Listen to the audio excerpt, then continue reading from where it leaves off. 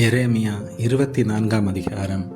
Babylon ராஜாவாகிய Nebuchadnezzar யோயாக்கீமின் குமாரனாகிய எகோனியா என்கிற யூதாவின் ராஜாவையும் யூதாவின் பிரபுக்களையும் எருசலேமில் உள்ள தச்சரையும் கொல்லரையும் சிறைப்பிடித்து பாபிலோனுக்கு கொண்டு போன பின்பு, இதோ கர்த்தருடைய ஆலயத்தின் முன் வைக்கப்பட்டிருந்த அத்திப்பழங்கள் உள்ள 2 கூடைகளை கர்த்தர் எனக்கு காண்பித்தார்.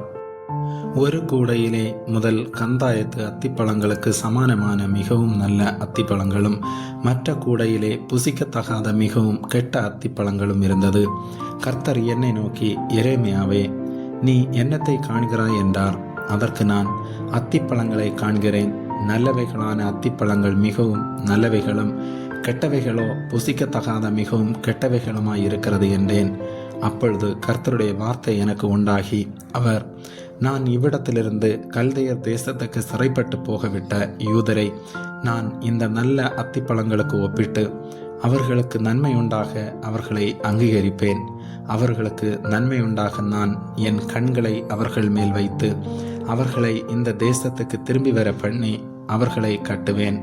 அவர்களை இடிக்க மாட்டேன், அவர்களை நாட்டுவேன், அவர்களை பிடுங்க மாட்டேன். நான் கர்த்தர் என்று அறியும் இருதயத்தை அவர்களுக்கு கொடுப்பேன்.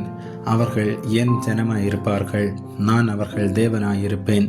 அவர்கள் தங்கள் முழு இருதயத்தோடும் என்னிடத்திற்கு திரும்புவார்கள் என்று இஸ்ரவேலின் தேவனாகிய கர்த்தர் சொல்லுகிறார்.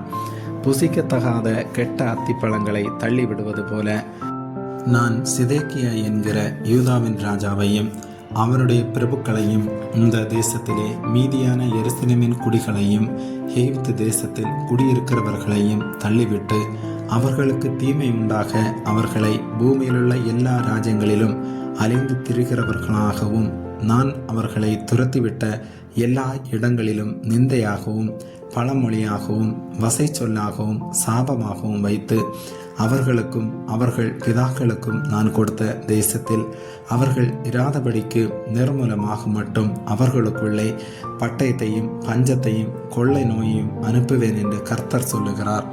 ஆமேன்.